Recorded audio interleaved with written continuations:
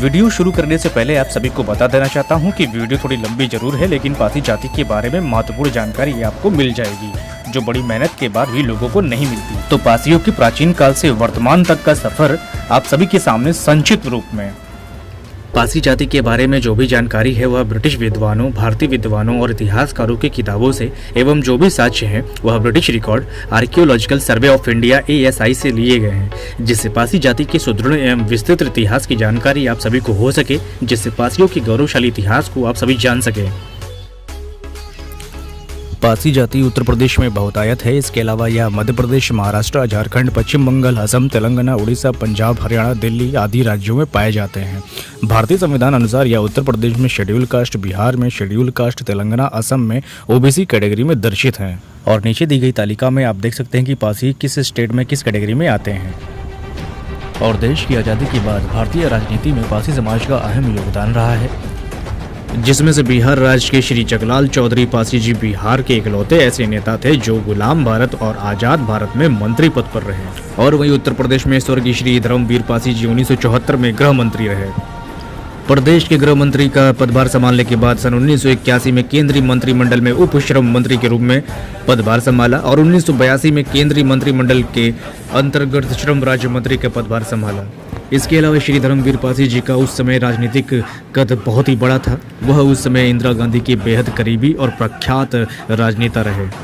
तो अब बात करते हैं पॉपुलेशन की, यानी पासी जाति की जनसंख्या उत्तर प्रदेश में क्या थी। तो ये है उत्तर प्रदेश का नक्शा और जो ब्लू टिक है यहाँ पर पासी बाहुल्य है।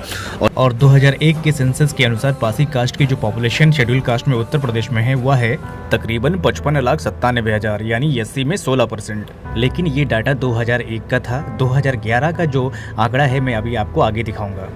और इसके अलावा दोस्तों मैं आपको बता देना चाहता हूँ कि वर्तमान समय में पासी समाज की राजनीतिक स्थिति क्या है। तो दोस्तों उत्तर प्रदेश की ही बात कर लेते हैं। तो दोस्तों उत्तर प्रदेश में मौजूदा BJP सरकार में 6 पासी सांसद और 22 विधायक हैं। इसके अलावा दूसरी पार्टियों से भी विधायक हैं। कुल मिलाकर संख्या 27-28 है और उन 27-28 पासी विधायकों के नाम की सूची नीचे दी जा रही है। इसके अलावा जो वर्तमान सरकार में पासी समाज के 6 सांसद हैं उनके नाम क्रमशः इस प्रकार हैं जो आप सामने देख रहे हैं, जैसे कि माननीय श्री कौशल किशोर जी, माननीय श्री कमलेश पासवान जी, माननीय श्री BP सरोज जी, माननीय श्री जयप्रकाश जी, माननीय श्री अशोक रावत जी, माननीय श्री उपेंद्र सिंह रावत जो वर्तमान सरकार में सांसद है। और दोस्तों नीचे 27 विधायकों की सूची दी गई है, आप उसे स्क्रीनशॉट ले सकते हैं, आप उसे देख सकते हैं। वीडियो पॉज करके आगे बढ़ते हैं। उत्तर प्रदेश में पासी समाज का क्या प्रभाव है इस बात से आप बखूबी समझ गए होंगे। उत्तर प्रदेश में 403 विधानसभा सीटें हैं, जिनमें से 116 सीटों पर पासियों का प्रभाव देखा जाता है और इनमें से भी 84 सीटें ऐसी हैं जिनमें पासी समाज का निर्णायक भूमिका रहती है। ये 84 सीटों को खासा प्रभावित करते हैं और करे भी क्यों ना, क्योंकि पासी समाज मध्य UP और पूर्वांचल में बाहुल्य है। 2001 की जनगणना के अनुसार पासी समाज की पॉपुलेशन उत्तर प्रदेश में 55,97,002 थी और वहीं 2011 की जो जनगणना रिपोर्ट है उसके अनुसार पासी जो है इस समय उत्तर प्रदेश में 65,22,166 है। ये सामने की रिपोर्ट आप देख रहे हैं, इसमें पासी तरमाली का सेक्शन है और इसमें जनसंख्या दी गई है। ये 2011 की है। और वहीं जब हम बिहार की बात करते हैं तो बिहार में 2011 के अनुसार 8,80,738 इनकी जनसंख्या आंकी गई थी।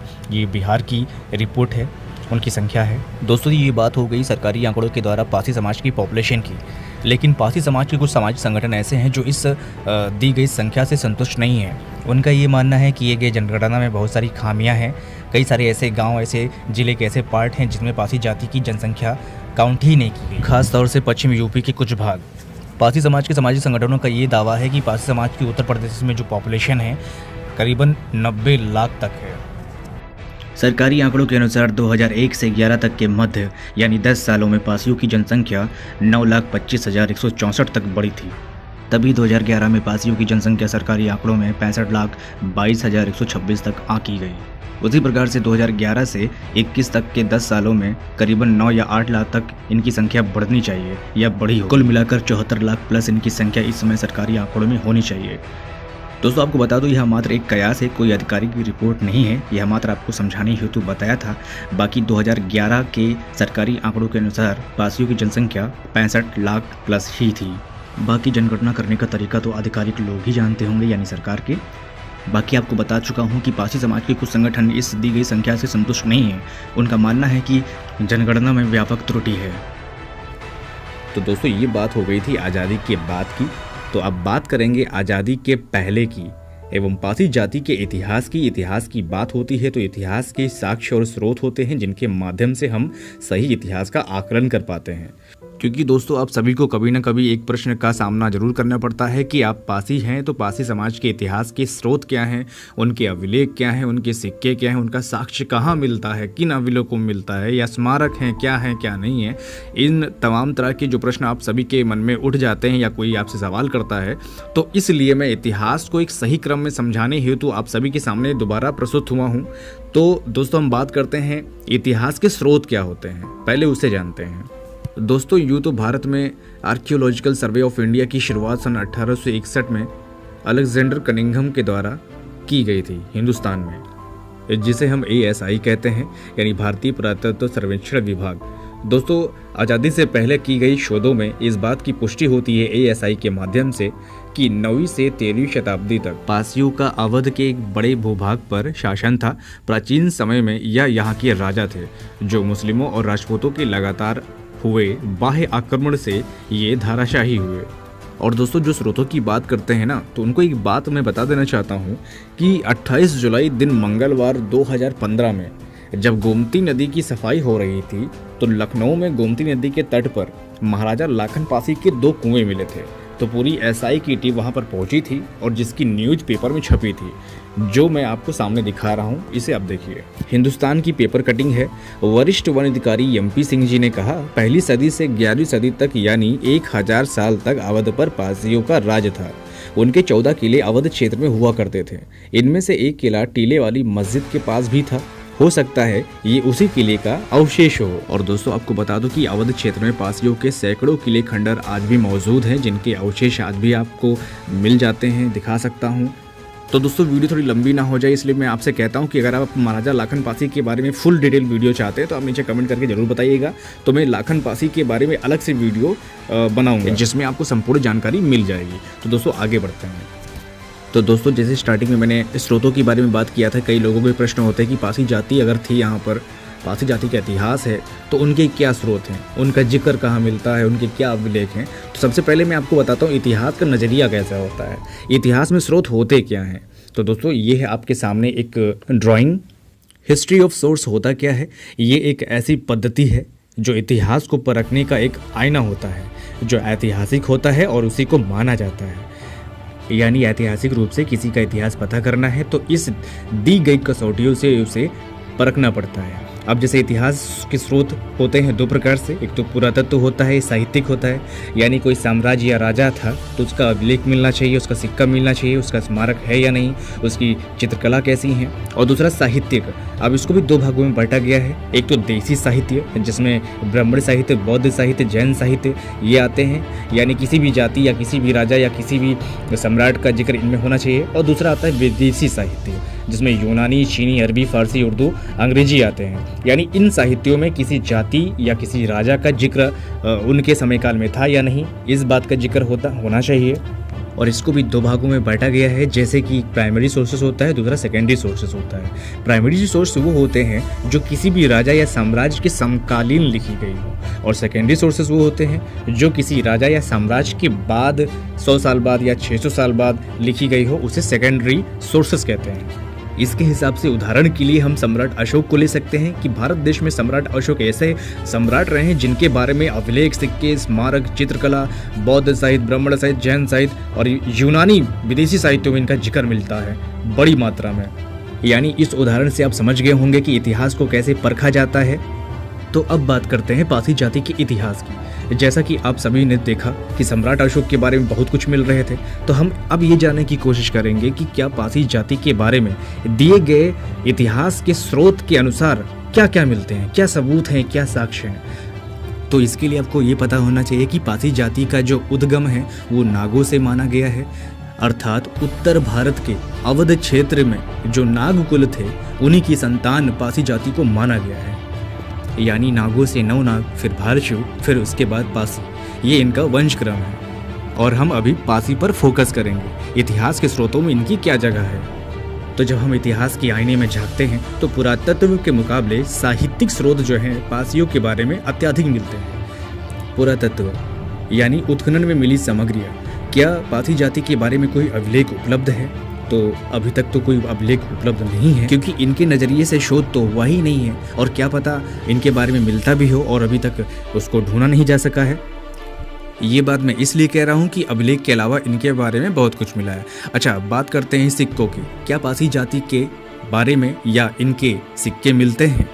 तो मैं आपको बता दूं, सिक्के ही नहीं, पूरी की पूरी टकसाल मिली थी। टकसाल वो होता है जहाँ पर सिक्के ढाले जाते हैं, जिसका जिक्र 1873 के land revenue settlement of the Lucknow district के पेज नंबर 124 के सेकंड पैरा में मिल जाता है। आप सामने देख सकते हैं, वीडियो को पॉज भी कर सकते हैं। The Pasi had power and independence enough to have a mint here. यानी जब पासी यहाँ पे शक्तिशाली थे तो वो सिक्के ढालने के लिए स्वतंत्र थे। उनके यहाँ पे एक टकसाल थी, लेकिन उनके सिक्के अच्छी क्वालिटी के नहीं थे और इसीलिए ट्रेडिशन में इनको खोटा शहर कहा जाता है, यानी city of the bed money. और इस कस्बे को मलिहा पासी ने बसाया था और उनके भाई सलिहा ने संडीला को बसाया था। तो जहाँ सिक्कों की बात आती तो वहाँ एक बात हमें ये मालूम पड़ जाती है कि अंग्रेजों को पासियों की टकसाल मिली थी, वो भी लखनऊ के मलिहाबाद में। चूंकि लखनऊ और मलिहाबाद में पासियों का राज था तो उनकी टकसाल मिलना पासियों के गौरवशाली अतीत को दर्शाता है। तो ये बात हो गई सिक्कों की। तो अब बात करते हैं स्मारक की। अवध क्षेत्र में पासियों के सैकड़ों किले खंडर के अवशेष और स्मारक दिखाई देते हैं खस्ता हालों में, जिनका पुरातत्व की नज़र में अत्यधिक महत्व है। ये फोटो आप देख रहे हैं, ये साइड में महाराजा बिजली पासी किले के अंदर का ये है, जिसमें लखौरी ईंट आप देख सकते हैं। और आप इस साइड में ये है, लखनऊ में हुलास खेड़ा पड़ता है और हुलास खेड़ा बहुत ही पुराना जगह है जहाँ हज़ारों साल पुराने अवशेष मिले थे, बहुत सी मूर्तियाँ मिली थीं। और ये महाराजा बिजली पासी किले के अंदर का दृश्य है। ये जो सामने आप देख रहे हैं, यहाँ पर एक सुरंग जाती है, यहाँ पर एक सुरंग है जो अब बंद है। अवध के पासी सुरंग लगाने और धनुष तीर चलाने में माहिर हैं और ये दोनों कलाएं नाग सभ्यता की हैं, क्योंकि पासियों को नागवंश का माना जाता है और इनकी ये कलाएं 1857 में रेजिडेंसी की लड़ाई में अंग्रेजों के लिए घातक सिद्ध हुई। और ये फोटो महाराजा बिजली पासी के 12 किलों में से एक किला जो बिजनौर में पड़ता है, जो आज भी अवशेष के रूप में विद्यमान है। ये आप सामने देख सकते हैं, बाकायदा यहाँ पर बस्ती बस चुकी है, लेकिन यहाँ लखौरी ईंटें बिजली पासी के इतिहास को दर्शाती है और बिजनौर शहर महाराजा बिजली पासी ने बसाया था, ऐसा इतिहास में इसका जिक्र मिलता है। और यही नहीं, लखनऊ में पासियों के किले खंडर अवशेष के रूप में भरे पड़े हैं। उनके बहुत सारे अवशेष आज भी दिखाई देते हैं जो पासियों के गौरवशाली अतीत को दर्शाते हैं। तो ये बात हो गई स्मारक की। तो अब बात करते हैं चित्रकला की, क्योंकि चित्रकला का भी इतिहास में एक अलग नज़रिया है, इसका एक अपना एक अलग महत्व है। तो क्या पासियों के भी कोई चित्रकला मिलते हैं उनके किले अवशेषों पर, या उनकी क्या चित्रकला रही होगी? तो पहली बात आपको बता दूं कि पासी जाति के बारे में ज़्यादा विस्तार से कार्य नहीं हुआ है, लेकिन उनके जितने किले हैं वहाँ पर बेहद बहुत बड़ी मात्रा में चित्रकला मिलती है, जो सोचने पर मजबूर करती है। और दूसरी बात यह कि विद्वानों का ये मत भी है कि लगातार हुए बाहरी आक्रमण के द्वारा जो यहाँ की चित्रकला या जो यहाँ की कला थी, यहाँ की संस्कृति थी, वो भी नष्ट हुई है। तो फिलहाल जितने भी अवशेष पाए जाते हैं उन पर गहन अध्ययन होना चाहिए। तो दोस्तों, ये जो आप सामने तस्वीर देख रहे हैं, राजा माहे पासी धाम गुड़वा रोनिया रायबरेली में पड़ता है और जो पासी समाज के अंदर अलग पहचान रखते हैं। राजा माहे पासी का एक अलग इतिहास है पासी समाज के अंदर, हर साल वहाँ पर मेला लगता है। और दूसरी बात, ये जो सामने आप कलाकृतियाँ, मूर्तियों के आकार जो देख रहे हैं, ये आपको निरंतर जितने भी अवध के अंदर पासियों के जो किले खंडर है वहाँ पर जो खंडित मूर्तियाँ हैं उनकी डिज़ाइन और इन सब की डिज़ाइन सेम है। इससे ये बात मालूम पड़ती है कि उस समय एक कला थी, एक कला विकसित रही होगी और जो पूरे अवध में फैली रही होगी। हालांकि इस पर बड़ी शोध की जरूरत है, यहाँ तक कि गवर्नमेंट को इनके रखरखाव के बारे में सोचना चाहिए, एक ऐसे दबे हुए इतिहास को उजागर करना चाहिए, उनका अध्ययन करके दुनिया के सामने रखना चाहिए। इसके अलावा एक चीज़ मैं आपको और बता दूं, ये जो सामने पिलर दिख रहा है, ये जो सामने खड़ा हुआ आपको दिख रहा है, इसके बारे में कहानी है। ये राजा माहे का सोटा है। सोटा मीन्स डंडा होता है, यानी ये कहा जाता है कि जब यहाँ पर अंधेरा हो जाता था पहले, तो जो कोई उपद्रव करता था तो ये जो राजा का सोटा जो था उसकी कुटाई करता था, वो रात में उड़ उड़ के मारता था। हालांकि ये किदवंती है, अगर ऐतिहासिक नज़रिए में देखें तो इसके नीचे जो आप देख रहे हैं, लोगों ने ये कहा था कि इसके पिलर के नीचे कुछ लिखा भी था, कुछ लिखावट भी थी, लेकिन वो सब दब गया है और जो रहस्य था वो रहस्य ही बन के रह गया है। तो कुछ भी कहानी हो, लेकिन जो कहानी है यहाँ की बड़ी रोचक है, बड़ी दिलचस्प है, आप सभी को एक बार यहाँ पर जाना चाहिए। तो दोस्तों, ये बात हो गई थी चित्रकला की। तो अब बात करता हूँ साहित्यिक में।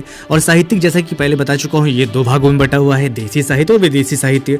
देसी साहित्यों में बौद्ध साहित्य, जैन साहित्य और ब्राह्मण साहित्य है। बौद्ध और जैन का तो उतना नहीं पता, लेकिन ब्राह्मण साहित्य का जो अध्ययन ब्रिटिशों ने किया है वो हम सबके सबके सामने है। ब्रिटिशों ने जो ब्राह्मण साहित्य का अध्ययन करके परशुराम का जो कैरेक्टर है उसे पासियों से जोड़ा है, और यहाँ तक कि जो 1916 में रेसली थे उन्होंने भृगु ऋषि से पासियों का संबंध बताया है। यानी कुछ क्लियर नहीं है, बस गोल मटोल है। और वैसे जो ब्राह्मण साहित्य है इनको पौराणिकता का दर्जा मिला है, और वैसे पौराणिकता में कई चीज़ें उतनी क्लियर नहीं होती है, इतनी ऑथेंटिक नहीं होती हैं। हालांकि कहानी कुछ ऐसी है कि ऋषि परशुराम ने 5 तलवारें कुश घास से बनाई थी, और वो तलवारें जिन लोगों को दिया उन्हें पासी कहा गया। ये एक पौराणिकता के अनुसार एक कहानी है। तो ये ब्राह्मण साहित्य की बात होगी। तो जो बौद्ध और जैन साहित्य है, अगर इसमें रिसर्च किया जाए तो कुछ ना कुछ जरूर मिलेगा।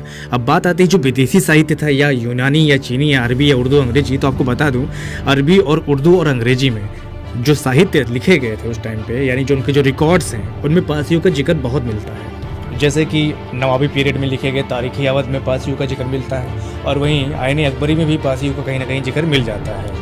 तो दोस्तों ये जो था ऐतिहासिक स्रोत था, यानी पासी जाति का जो इतिहास है वो कैसे कहाँ कहाँ मिलता है, इसकी जानकारी आपको हो गई होगी। आप अच्छी तरीके से समझ गए होंगे कि ऐतिहासिक स्रोत क्या होता है और पासी जाति का ऐतिहासिक स्रोत क्या क्या है।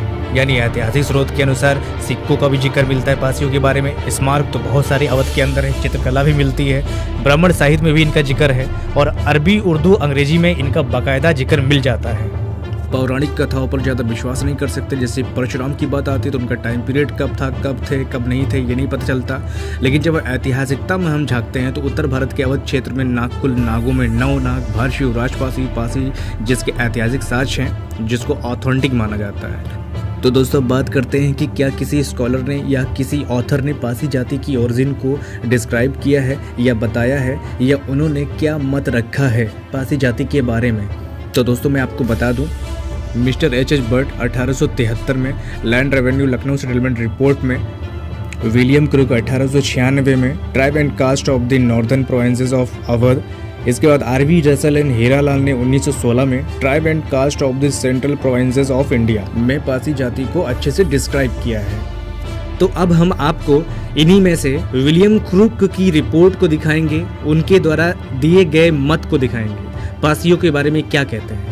तो दोस्तों ये है विलियम क्रूक द्वारा लिखा गया tribe and caste northern western province and Awadh, जो 1896 में लिखा गया था। इसके पेज नंबर 139 और 140 पर बाकायदा पासी जाति का जिक्र मिलता है। वीडियो पॉज करके आप उसका स्क्रीनशॉट ले सकते हैं, देख सकते हैं। मैं इसी पैराग्राफ का सारांश आपको बताता हूँ। यानी दोस्तों जब ब्रिटिश स्कॉलर्स हरदोई और खीरी के क्षेत्रों में गए थे तो वहाँ के जो पासियों का बयान था पासी जाति को लेकर, उसी को ये दर्शाया गया और उसी का अनुवाद मैं आपको बता रहा हूँ। और इस बात का जिक्र 1873 में और 1896 में किया गया है।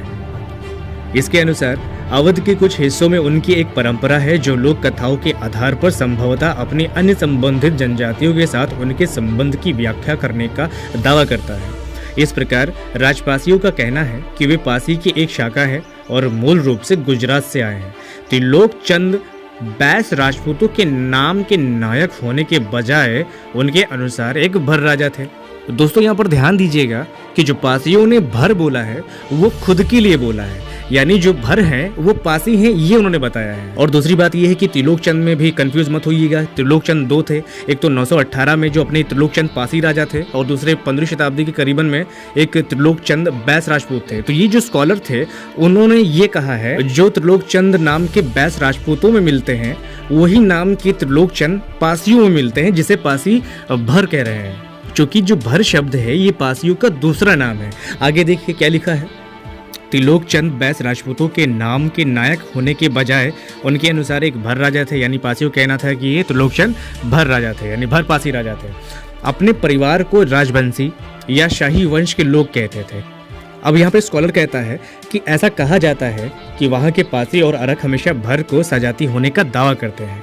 अवध के माध्यम से सभी पासियों की परंपराएं हैं कि वे देश के स्वामी थे और उनके राजाओं ने संडीला, धौरहरा, मितौली और रामकोट में खीरी, हरदोई, उन्नाव, मितौली के जिलों में शासन किया, जहां पर उन्नाव में बांगर मऊ का शहर खड़ा है। कहा जाता है कि उनके प्रमुख गढ़ों में से एक था। रामकोट के राजाओं के अंतिम राजा सातन ने कन्नौज के प्रति अपनी निष्ठा फेंक दी थी, उनको टैक्स देने से इनकार कर दिया था। इस पर राजा जयचंद ने बनाफर के नायकों आला और उदल को गांजर देश दे दिया और उन्होंने रामकोट पर आक्रमण कर दिया। उससे नष्ट कर दिया, जिससे यह खंडहरों का आकारहीन द्रव्यमान बन गया जो अब हमें मिल गया है। यानी जो स्कॉलर था वो कह रहा है कि जो ये सातनकोट है ये हमें मिल गया है। अवध के अन्य हिस्सों में भी इस तरह की परंपराएं प्रचलित है। तो दोस्तों जो मैंने अभी आपको बताया है ये इसी किताब का ये जो पैराग्राफ आपको दिख रहा है इसी का ट्रांसलेट है, हिंदी अनुवाद है, ताकि आप समझ सके जब ये बयान रिकॉर्ड हो रहा था 1873 में 1896 में, तो पासी लोग खुद को राजा त्रिलोकचंद पासी का वंशज कहते थे खुद को। तो ये बात हो गई थी विलियम क्रू की। तो अब बात करेंगे एच.एच. भट्ट साहब की, जो 1873 में लखनऊ सेटलमेंट रिपोर्ट में कहते हैं। ये रिपोर्ट है 1873 की लखनऊ डिस्ट्रिक्ट की, जिसमें हिस्टोरिकल जर्नल में उसी क्रम को बताया गया है जो पहले मैं आपको बता चुका हूँ। और इस पैराग्राफ का भी सारांश मैं आपको सामने दे रहा हूँ, इसको देखिए। तो दोस्तों वीडियो को पॉज करके आप बाकायदा इसको पढ़ सकते हैं, देख सकते हैं, यहाँ तक कि स्क्रीनशॉट भी ले सकते हैं। दूसरी बात ये है कि जो अभी तक मैंने 2 विद्वानों की बात बताई इसका आप शॉर्ट में समझते हैं। 918 ईस्वी में राजा त्रिलोकचंद पासी का राज था, जिनके परिवार को राजवंशी दोज ऑफ रॉयल लिनेज कहते थे, यानी शाही वंश के लोग, और फिर राजवंशी से राजपासी का नाम आया। और सीतापुर हरदोई में आज भी पासी नाम के आगे राजवंशी अपने वंश क्रम के अनुसार लगाते हैं, जैसे कि मिश्रिक सीतापुर के श्री रामपाल राजवंशी पासी जाति की उपजातियां, वहीं भर और अरक अवध में पासियों की 14 उपजातियों में से एक है, जिसे 1890 में विलियम क्रुक ने पेज नंबर 5 पे बाकायदा लिखा है, Arakh branch of the great Pasi या राजपासी ट्राइब, यानी अरक पासी या राजपासी की शाखा है। तो दोस्तों पासी जाति का वंशक्रम भी समझ लेते हैं जो विद्वानों द्वारा निकाला गया है। तो दोस्तों पासी जाति का वंशक्रम, नाग में नवनाग, नाग भारशिव, फिर राजपासी, फिर पासी। नाग वंश से भारशिव हुए। इनका पतन होने के बाद में ये सन 918 ईस्वी में राजा त्रिलोकचंद पासी ने इस वंश को पुनर्जीवित किया। उनके परिवार का नाम राजवंशी हुआ, फिर राजपासी हुआ, और आज उन्हीं वंश के लोगों को पासी नाम से जाना जाता है, जिसे पूरी दुनिया जानती है। तो दोस्तों चलते चलते आपको बता देना चाहता हूँ कि एक वीडियो मैंने बनाई थी हु इज पासी करके, जो यूट्यूब पर है, जिसे लाखों लोगों ने देखा था। दोस्तों ये वीडियो देखने के बाद आप इस वीडियो को भी देखिएगा ताकि आपको और अच्छी जानकारी मिल सके। और दोस्तों वीडियो देखने के बाद हमारे इस चैनल को सब्सक्राइब जरूर करिएगा ताकि आने वाली वीडियो आपको मिल सके।